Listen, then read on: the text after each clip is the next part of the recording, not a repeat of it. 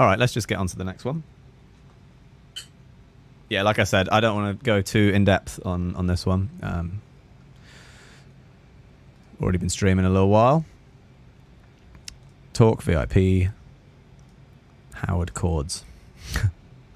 Must have made my own version with not as good chords. And then Howard made them better. Favorite big kick settings, I make it my own every time. So I don't really have any. Depends on the key of the song when you're tuning the kick. Depends how much punch you want. If you want it like an 808 kick or a 909, I always eyeball it. Know your worth next time, please. Yeah, we can do know your worth at some point.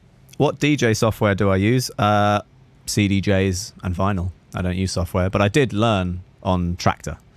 So I bought really cheap Numark decks and Tractor, the software. And yeah, I learned on that, which was a really good way to learn, actually, because the decks were terrible, really bad response. So if you could mix on them, when you got on a Technics 1210 or like a professional bit of gear, it was easy.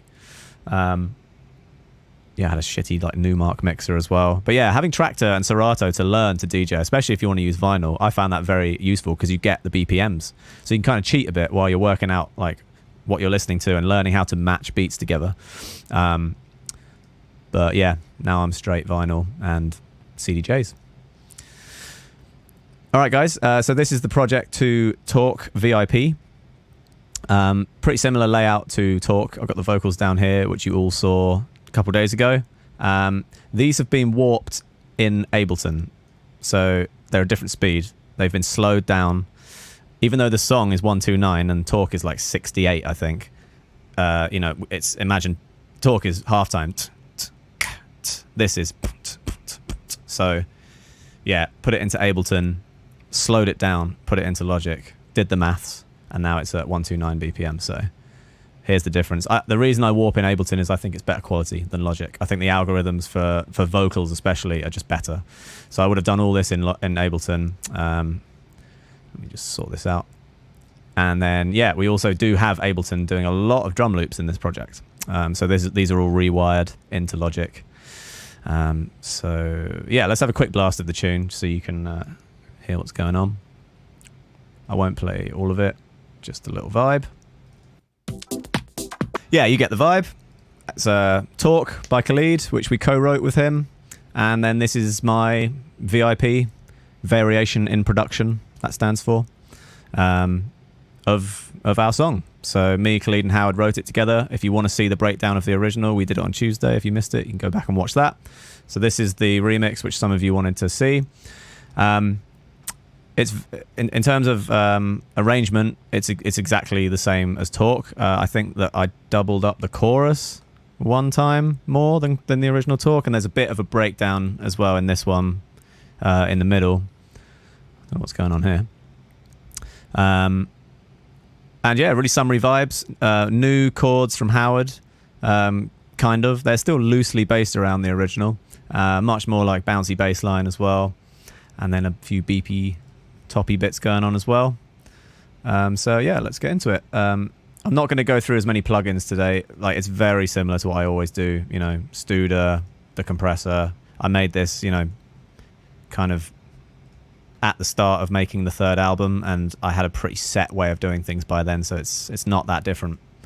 I've got stuff set at different levels, but it's all the same sort of plugins, you know, Big Kick doing the kick, Battery doing drums. We've got a few loops here. There's an Afrobeat loop, a few little Serato sampler things going on. So yeah, here's just the drums in the chorus.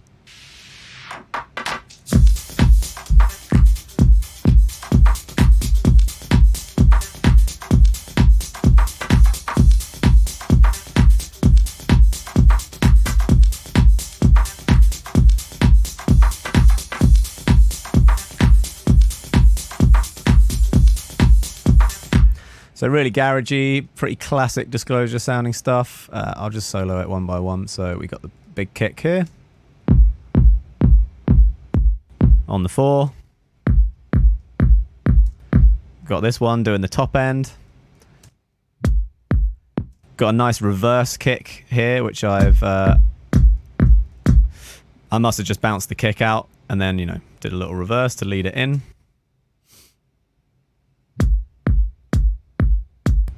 sounding powerful.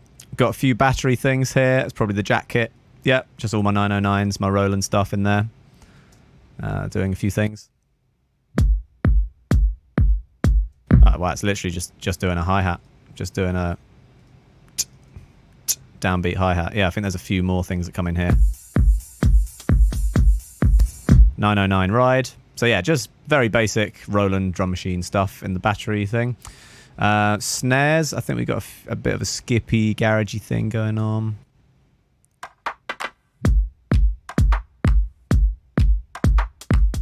Yeah, those are cool. These are all, I think they're mostly like, yeah, New York house snares. I think they're all Sennheiser samples. What's that say? Super Mario? I don't know. But they're all kind of, you know, percussive, just short, snappy samples.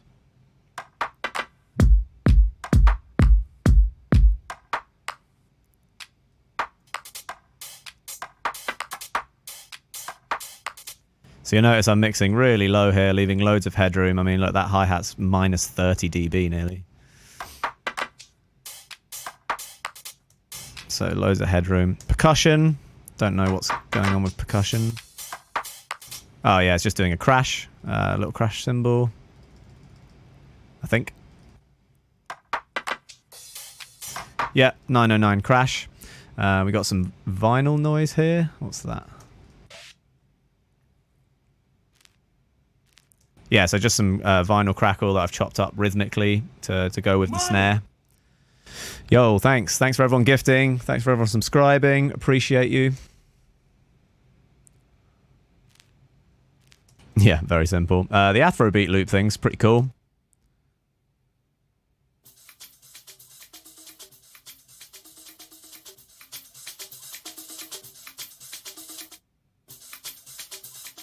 Yeah, you don't really hear that in the mix. When it's in the mix, it just kind of fills a gap. So that if I solo all the drums without it,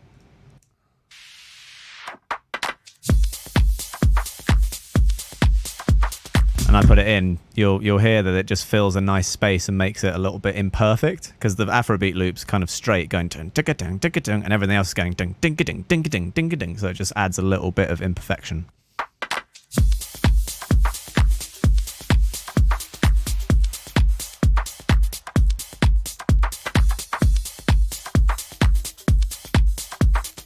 Sometimes I like to do that, you know. I like to,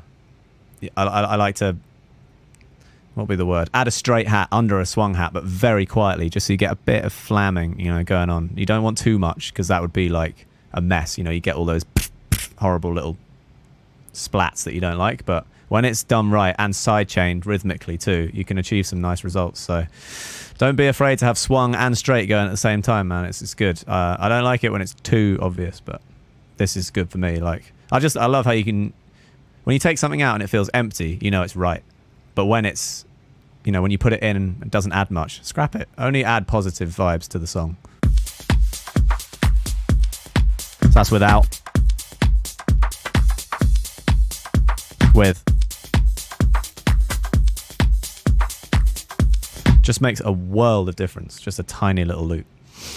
Moving down, we've got an A and an A2.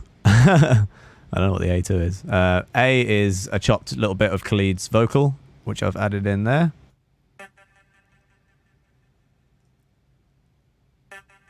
So that's just in the Logic sampler. I don't know how this new one works, to be honest. I did it on the old one. But yeah, it's just like a drag and drop sampler type thing, like in Ableton. Simple as that. I think this one is, it goes da or something. Yeah, so that's his "Can we just talk?" And I've just put it in as "talk." Just gives it that 90s garage flavor, you know, little chop vocal.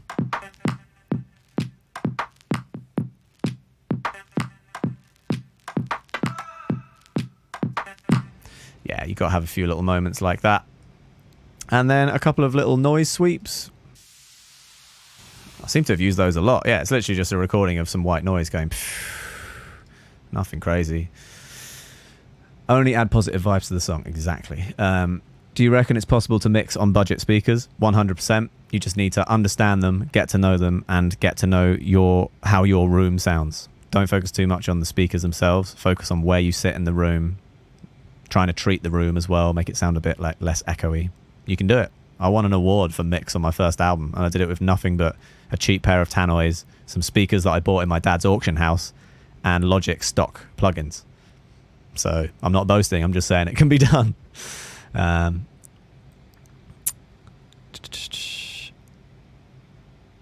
Yeah, cool. You guys are good. All right, that's most of the drums. Oh, we got the Ableton stuff to do too. Oh, finger snaps. That's me and Howard, I think, actually snapping away. Yeah. Oh, I think it's snaps and me going as well. So that's just snaps. Yeah, there's a little as well in there. And yeah, I like to do my own snaps sometimes all the way through the song. Again, just to add imperfections, make it sound a bit less loopy. This one's only got, what is that? Yeah, it only goes around double time. I wish we kind of redone that, to be honest. But yeah, look, we did do it the whole way through. I must have just thought it was not good enough. So yeah, we got finger snaps. And then we got to the Ableton section. So coming in on track 1 of Ableton is this thing. So that is a kick, it looks like. Yeah, I don't know why I've done that in Ableton. I usually wouldn't, but we can even label that kick. Just layering up the kick with another one. It's a little rim there.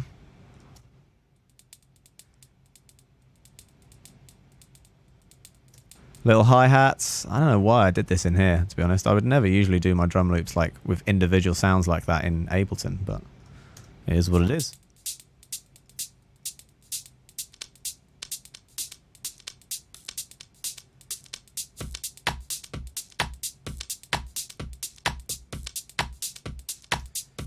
Yeah, so I wouldn't say like the bulk of the beat's coming from there, but all the little details and the main rim is coming from there, so that's good.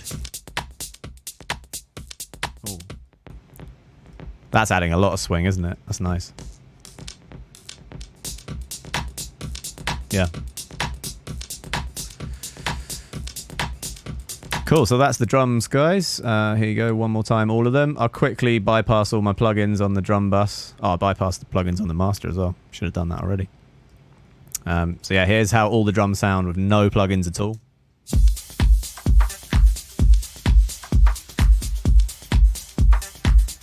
And then with.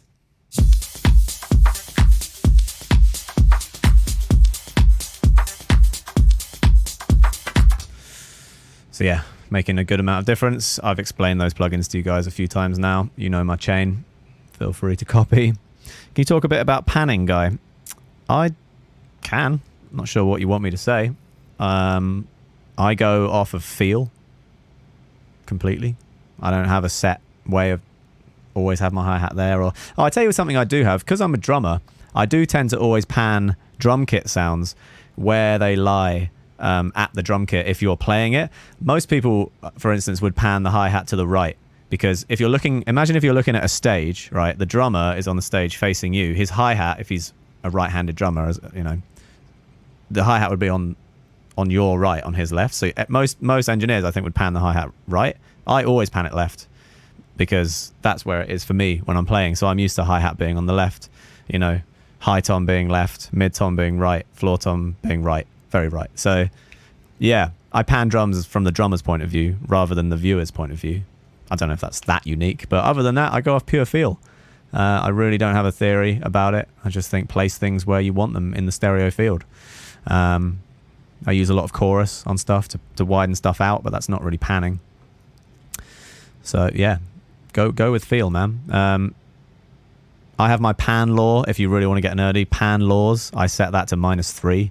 A pan law is basically the amount of level change that you get when you pan something. So say I pan to the left full, the volume drops by -3 decibels.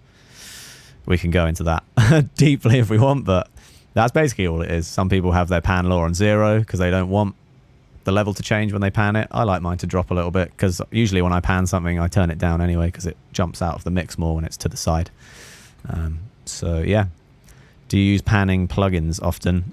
I use the Logic Tremolo a lot if I want to do a thing, and sometimes the Sound Toys one. What's it called? Pan Man. And I use Logic's Roto Cabinet as well, like it's Leslie Roto Cabinet plugin. This thing that does a lot of chorusy panning as well. It's quite a cool little thing. See the little thing going around. It's cool. You can choose the mics and everything. Do condensers. Or you can do a stereo pair. So I use that a lot. Yeah, keep it wide. Guys, panning law. It's not my law. There's such thing as a pan law. All right, cool. That's the drums taken care of. Let's just move down. Oh, damn it. I keep pressing the bus and it loads all the plugins. One sec. Sip of wine.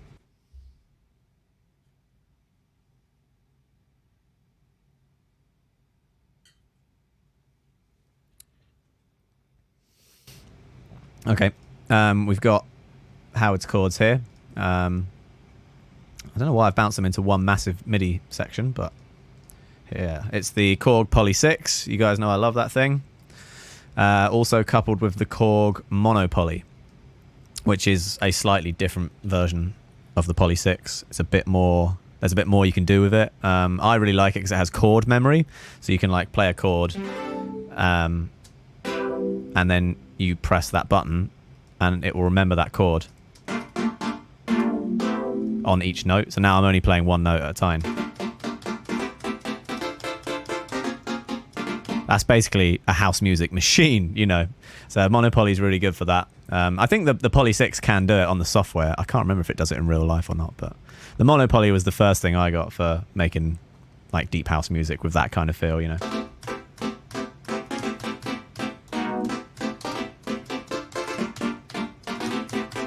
You can jam that all day. Here's Howard's chords. Oh, Christ, that is busy, isn't it? So at the start, we've got...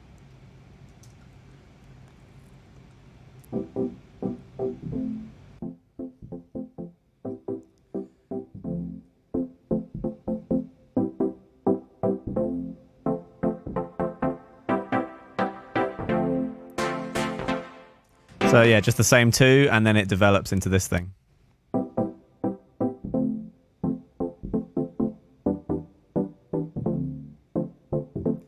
So you can hear they're still loosely based off of the Talk chords with the blum, blum, blum, blum, blum, blum, blum, blum, blum, blum. Just doing different rhythms, and we're also controlling the filter of the synth using velocity again. So like you can see red is more, green is less.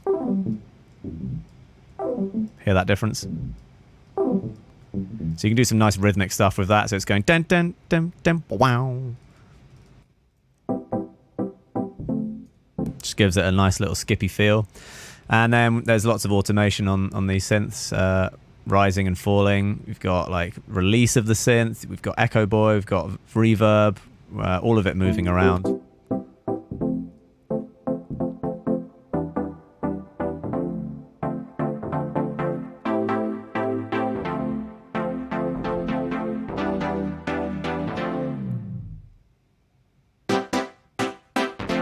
So yeah, we did that that little thing there just with a pitch bend, I would imagine. Yeah.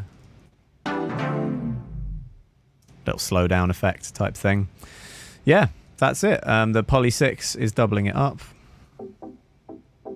Ah, see, that one's panning like crazy, right? So yeah, I've got the Logic one. So doubled up.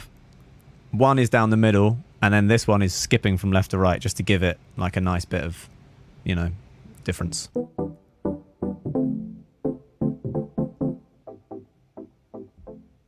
So I'd never usually pan a synth that hard, but when you've got another one down the middle, that's just adding a nice like difference, you know.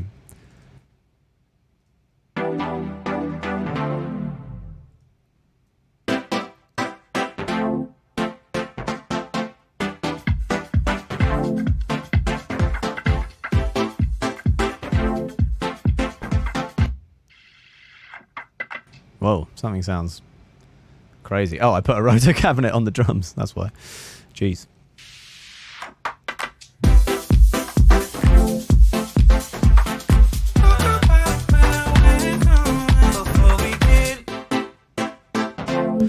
Yeah, and those are being sidechained as well by the kick, making sure they're pumping nice.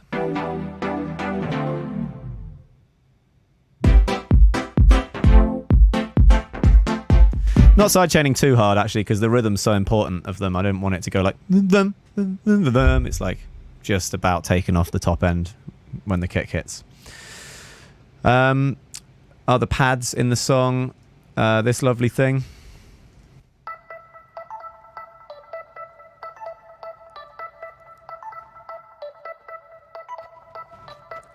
I believe that is Keyscape. Yeah, it is. It's this. I just bounced this out to do this little slowdown at the end to match what the other synths were doing.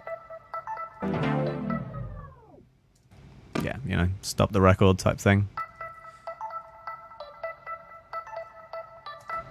So it's just the classic Rhodes on Keyscape in the electric pianos section. Keyscape is a wonderful bit of gear if you can afford it. It's absolutely epic. So yeah, that's just doing like a nice beepy thing along with those chords, lifting it up a bit.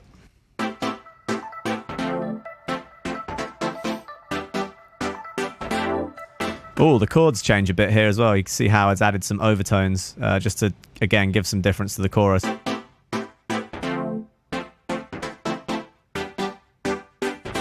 Yeah, so he's got that.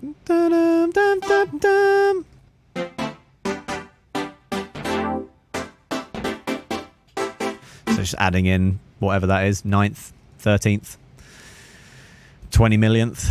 Yeah, you can see there it just looks slightly different to the rest. And then we got a string note, just doing a classic Roy Ayers. Oh, classic Roy Ayers type move.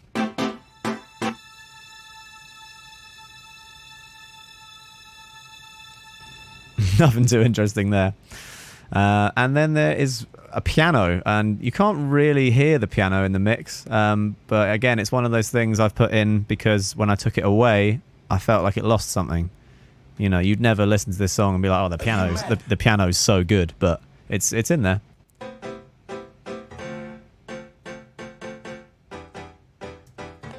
And I've also, there's a cool thing in Logic where you can select all the MIDI and you can humanize it. It's probably in Ableton as well, but yeah, I've humanized all this MIDI, which means that instead of it being perfectly quantized to the beat, every note is just slightly moved out of position. So you see that, like every chord is different, like you'd play it, like, you know, as if a human was playing it. Your fingers aren't going to match perfectly. And so what that does is, you know, when it's underneath the other two synths, it's just slightly different every time. Again, just making it not sound too much like a loop.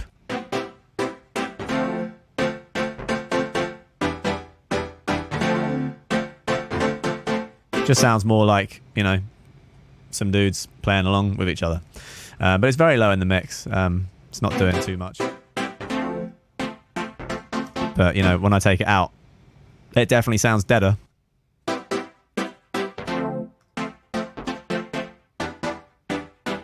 It'll be nice in headphones too, because you'll just get those slightly wrong notes just sparkling through. Cool. There is all the drums and all the pads.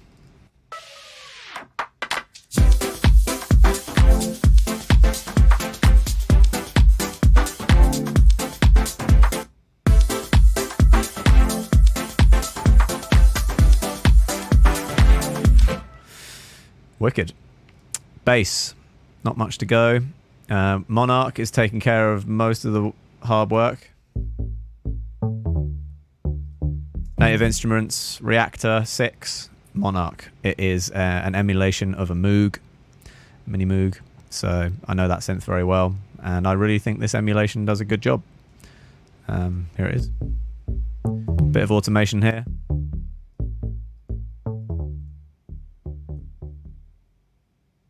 Literally just volume automation. It doesn't change throughout at all. No cutoff, messing around with anything. That's because I've got this on top. The OBXD. This is like the Prince machine. Prince made a lot of tunes on this synth.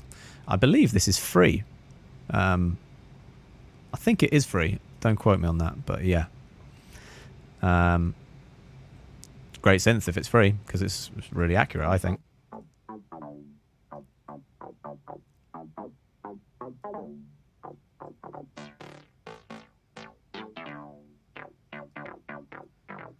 It was free, someone said. Doesn't look free. Now it's $50. Oh. Well, sorry, guys. Still. Yeah, it wouldn't be on my highest recommendation list. I don't use it all the time, but if I want something squelchy over a Moog sound that's not a Moog sound, I'll use the OBX. So you can see it's just adding all that nice top. How do I mix the basses together without it clashing? So the main thing is you want to be having each bass in its own frequency spectrum. So as you can see here, here's the Monarch EQ. I'm rolling stuff off at 20, 30 hertz, which is, you know, really low. In fact, you could literally get rid of that. It's not doing much. So Monarch's taking care of all the sub, you know, all this stuff around here. So the main thing is you don't want anything else doing that. Once something's doing the sub, you rarely need two subs. But if we get to the OBX here, you can see that I've taken the cutoff all the way up to 100. So there's no sub coming from the OBX. If I was to take that off,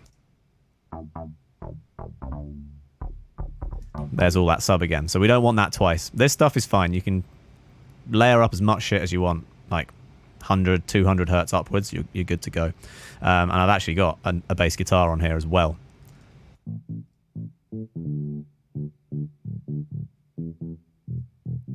And again, look, I've cut 100 hertz, and I've also cut all the top off as well. I clearly didn't want the finger noise of the bass.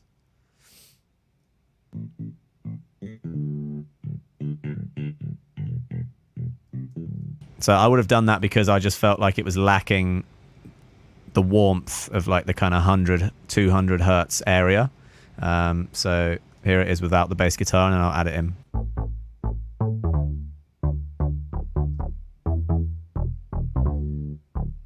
So it's just adding in the octave above the sub, basically, thickening it up. Yeah, I wouldn't usually layer my basses more than 2 or 3.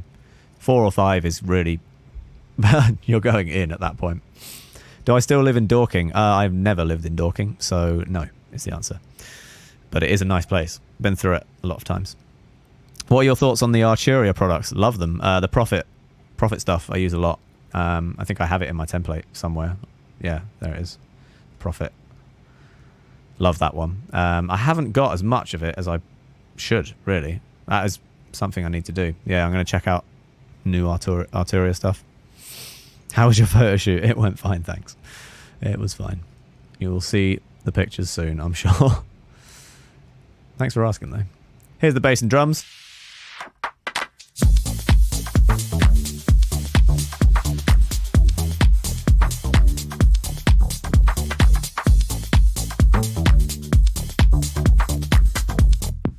Probably show you the MIDI as well. There's the bass guitar, yeah, bass MIDI generally.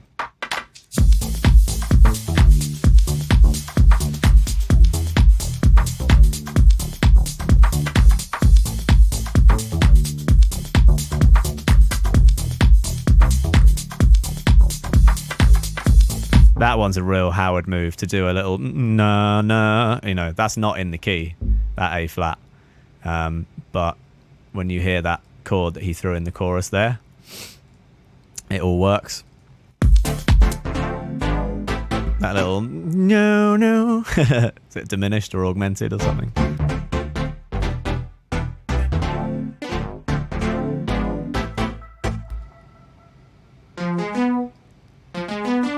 No. Sick. That's usually like when Howard's getting towards the end of it being done, he'll be like, all right, just one more. Let's just put that in. One more. Yeah. So that's why the bass... there's been a few people actually on the chat or in the Discord that have said like, oh, that chord at the end is wrong. Like some of the beats we've made in previous days. It's not. It's just that sometimes you throw in a chord that's not in the key. And so, you know, sometimes if you're soloing that part on its own, it can sound like a bit wrong. But trust me, with Howard... it's 99.9%. It's right.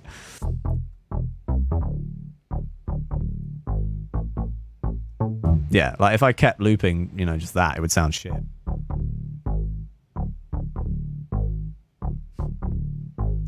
No, it's not, you know, it's a semitone out. But with the right harmony over the top, you can make it work. Cool. We'll do the vocals last very quickly, and then we've got Monotribe stuff down here, guys, for those who didn't see it. Here's my Monotribe. Are you mad?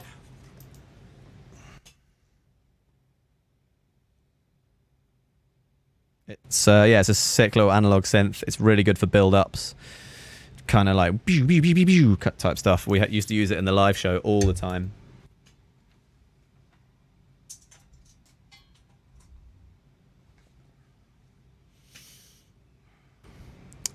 Here's how it sounds in this tune. I always do these live. Like, I'll just play along with the song once it's getting towards the end stage.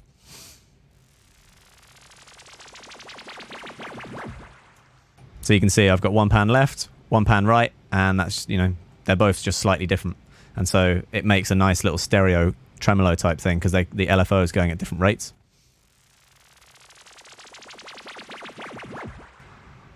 Sorry, I had them both soloed there. Here's one.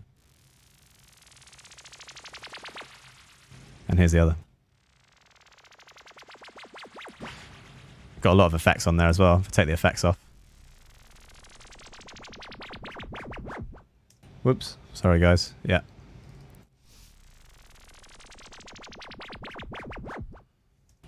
That's all it was. Do you like my picture of my Monotribe? I love how you can do that on Logic. You can have any picture there. Yeah, that's that.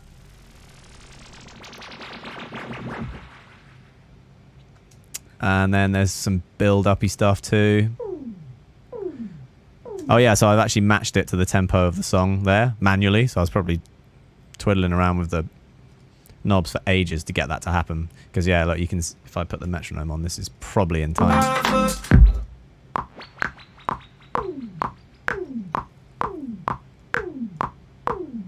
So it's going to build up.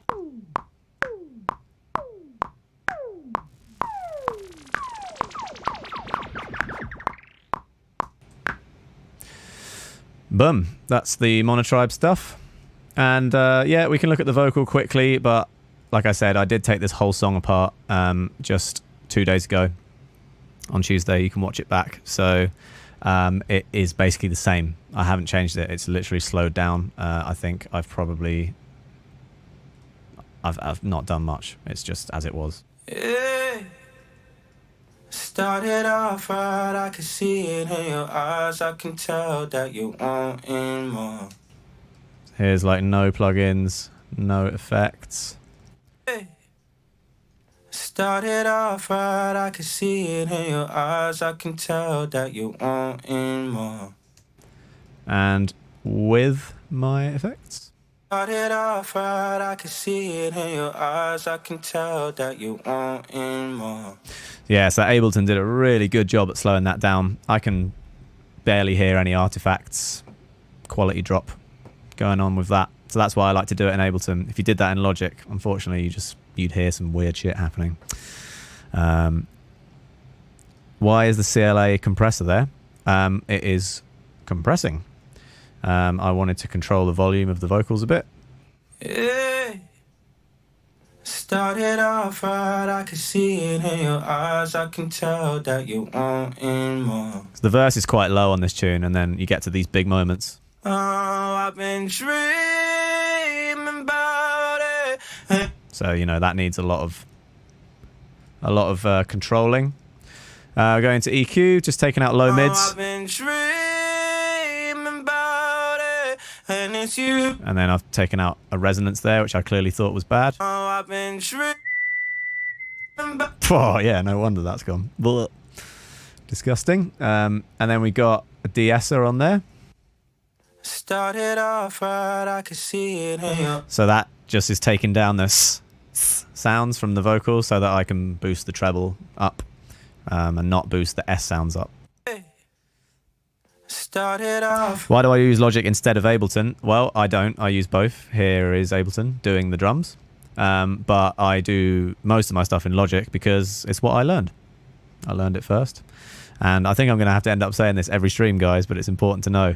It doesn't matter which one you use. The ideas come from your head. Use the one that lets you get the ideas out the fastest and the easiest. It's not going to write it for you. Simple as that. And then we're going into Soothe. Started off right, I can see it in your eyes. I can tell that you wanting more. So that's doing some more de-essing, and I've spoken about Soothe loads. You know what it does now, guys. Some BVs.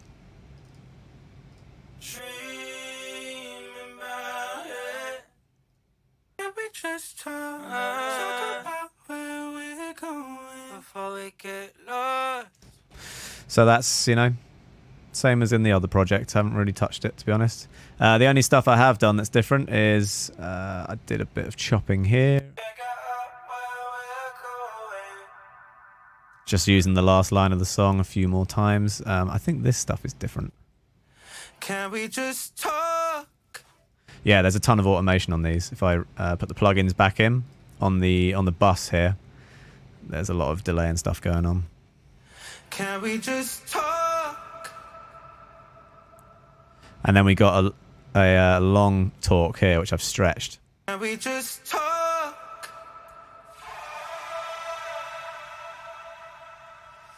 Now, I actually did that using a plugin that I haven't got on this computer again, but it's called the Ackizer. So like Akai, the keyboard MIDI people, Akai. The Ackizer, it's an emulation of it's what the MPC used to do when it slowed down samples. So you get this really nice kind of staggered, I don't know how to describe it. Like if you're an Ableton user and you use like the warping mode of texture, that does a very similar thing to what I'm talking about. I don't think I have the vocab to describe it. If I just messed that up. No. But yeah, you know, it stretches it in a very interesting way. If you know MPCs and know how they sounded and used to stretch samples, you get this kind of thing. I think I did the whole sample actually. Can we just talk?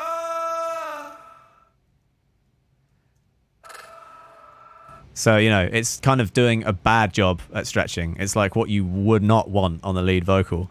But used sparingly and correctly, you can get these kind of cool sounds. They used to use it in old school garage and rave music a lot. You know, it'd be like, jungle, or something like that. Like, I don't know. If you know the song Rip Groove 99, there's a lot of that in there.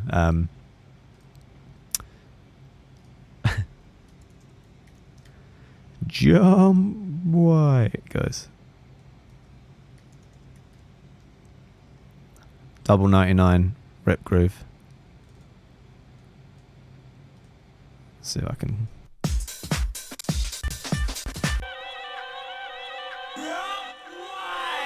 There it is. That guy. Come on. So yeah, that's where I got the inspiration to do that. Yeah. Can we just Suck. So yeah, and then there's lots of plugins on there, and it's a much more subtle than that song. Here it is with all the vocals. Oh wait, I need to put all that back, don't I? Yeah, there we go.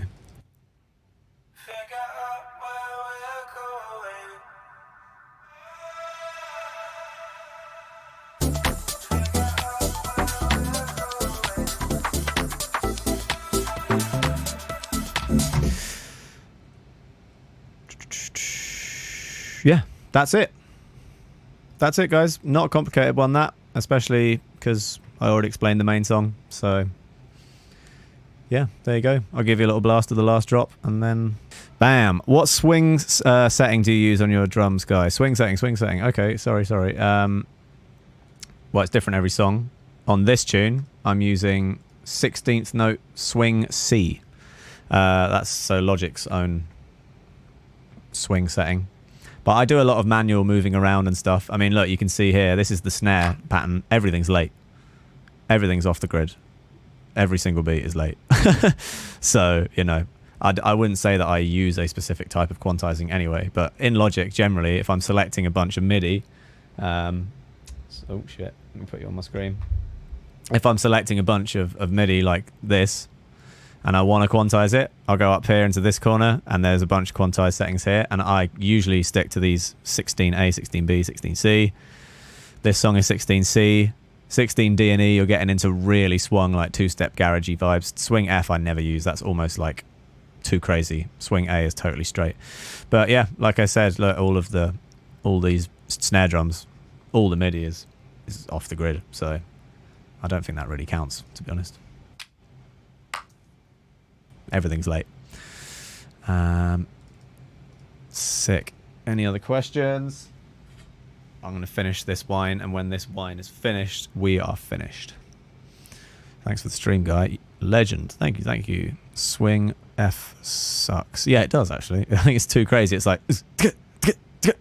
You want... Yeah, it's a bit crazy. Thoughts on Jamiroquai? Sick. Legendary band. Love Jamiroquai. Got nothing bad to say about them. Cosmic Girl, epic song. 7 Days in Sunny June. Like, even that later album, I love. I saw them live at the O2 once, O2 Arena in London. They're fucking dope. Another listen to Prince cut. Yeah, let's do it. Let's do that.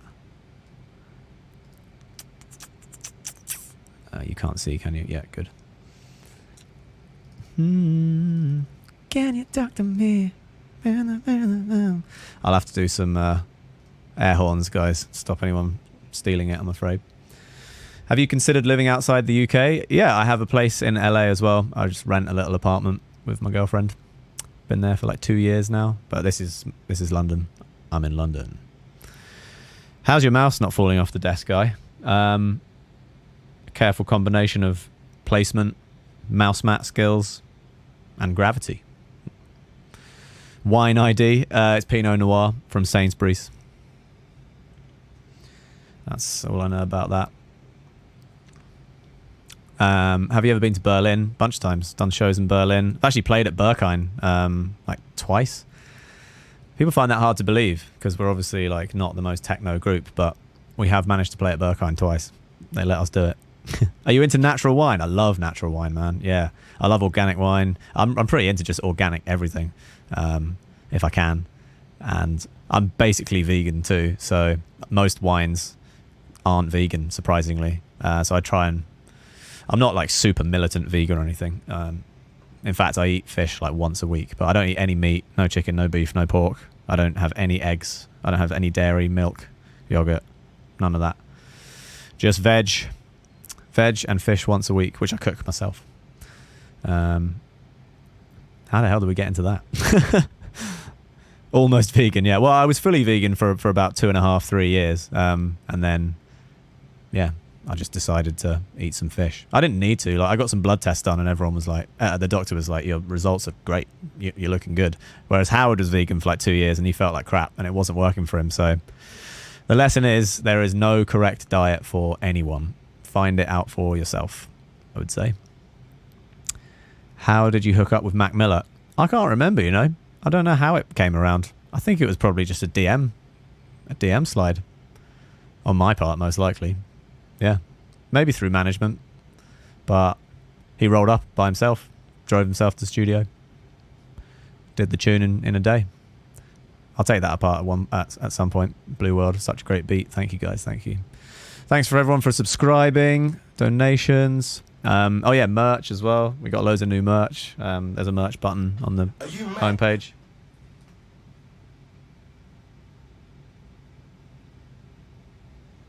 Here's one. I don't know if I showed you. Oh, no, I did. Energy. Kitchen mix. What's this one? Oh, yeah, you haven't seen this one.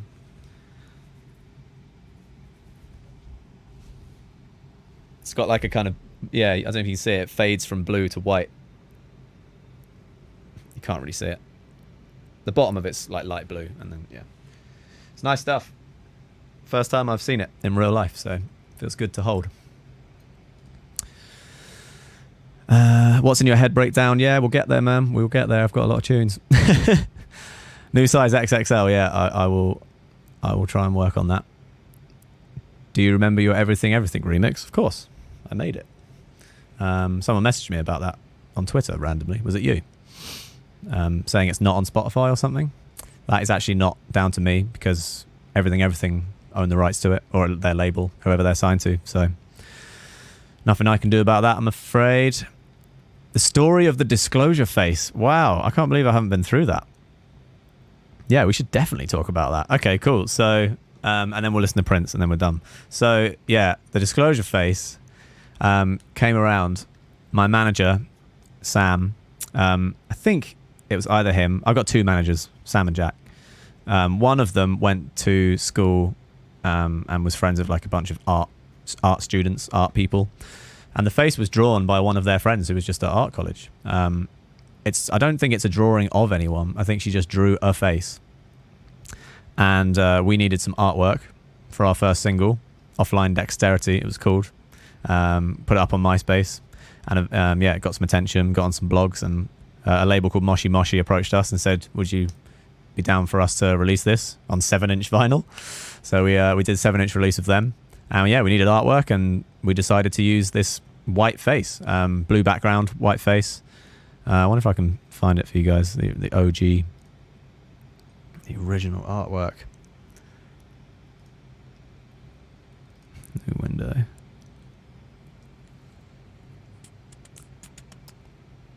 And so it was used for that, and then we got to we needed artwork again for our second album. Let's hide that. Second single, sorry. Disclosure line. Wow, throwback.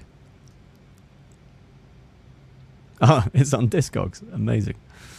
I don't want you guys to see anything you shouldn't see. I think we're good. Yeah, there it is. Blue face. So yeah, that was the first ever Disclosure single, first ever artwork we made. So there it is. That's how it began. And then, yeah, we got to doing our second single, and we had no money at this point. Like, even getting that face was free. Genre dubstep. I don't know about that. And so we used a black background with a cream face for the next one. And then the Carnival I Love That You Know vinyl, which is probably on Discog somewhere. That was red with cream background. And so, yeah, we just kept using it and changing the color, honestly, because we couldn't afford to do anything else. And then we started to decide like we were going to step away from more like undergroundy, dubsteppy, whatever you call it, stuff, and start working with singers. And we worked with this girl called Rhea Ritchie. Shouts to Rhea Ritchie. And we made a song called Control, and we put that on SoundCloud. And I can't remember why I made the decision, but I just thought I'd put the face on her. And that was the game-changing moment, because then it became like a thing of whoever the singer was on the song gets the Disclosure face on them. And, you know, we were hoping it would grow to this point where, you know, we wouldn't even need to name the person who we were working with. People would guess who it was. So by the time we got to Settle, we didn't say who was on the album. We just put up picture after picture after picture, like we did with Energy again a few weeks ago, where it would just be Jamie Woon, Ed McFarlane, Sam Smith, Hannah from London Grammar, Jessie Ware, all with the face on them with no words, and people would be like, oh my god, that's that person. So yeah, the shift from it being artwork to being on someone, I think, was because of SoundCloud and needing artwork, and again having no money, so I'd just take a picture of the singer, put the face on them, and bang. And then yeah, I think once our Facebook grew and once we had a few more likes, you guys, the fans, started requesting, we want to do that to ourselves. We want to put the face on us. So that was a real game-changing moment, because then we realized, all right, this is our logo now. This is more than just artwork. This is like our whole brand. And so, yeah, now you guys can do it to yourselves. If you go on our Instagram, go on the Disclosure page, there's a little face filter tab there, and you can put the face on yourselves. And yeah, big happy accident, as all the good ideas have been in my career anyway. Not overthought, they just kind of happen and you roll with it. So that's how it happened, guys. All right, let's listen to this Prince thing that I did earlier. A lot more of you watching now, so you missed it. But yeah, this is what we made earlier. It is an edit of an old unreleased Prince tune from 1987 called The Line. I ripped it off YouTube. Sue me. So the quality ain't great, but the vibe is there. No air horns, please. No, I'm definitely going to have to do some air horns or you guys are going to steal it. So here we go.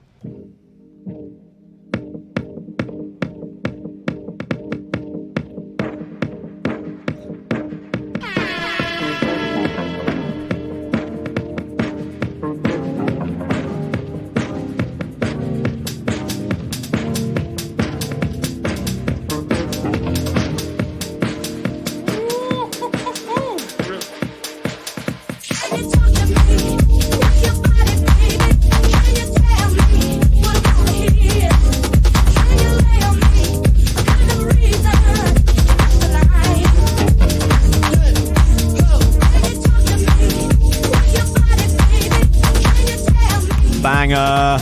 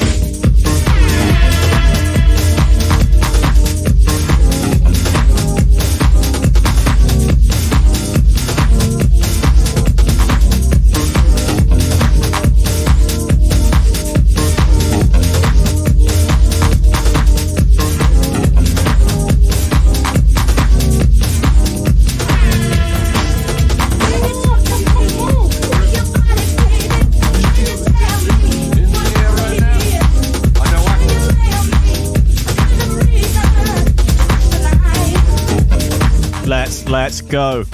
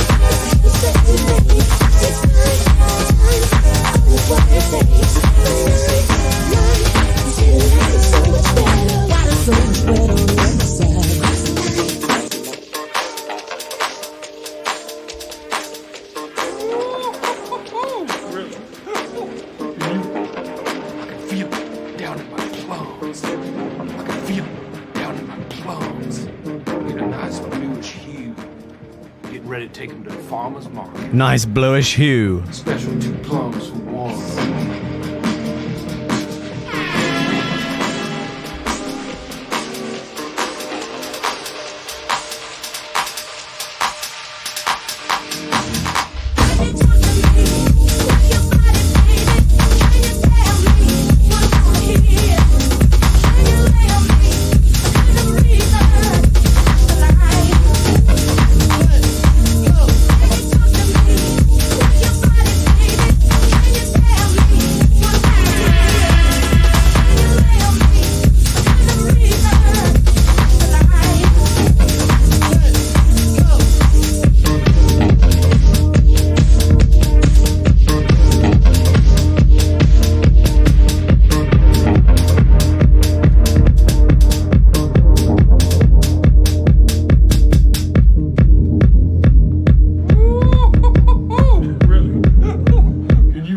Tension in the air right now? I know I can. I can feel it all the way down in my plums.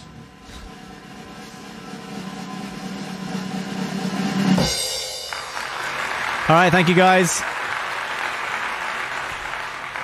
That was a lot of fun. I really like what I made. yeah, I don't know. That is going to go off in the club. Shame there's no clubs open, but we're going to have a lot of weapons ready when we finally get behind the decks. All right, I'll see you guys soon. Back next week, Tuesday. Let's decide what song we're going to do on the Discord. Yeah, Fallout Lord just posted it. Everybody join the gang. Yeah, see you guys soon.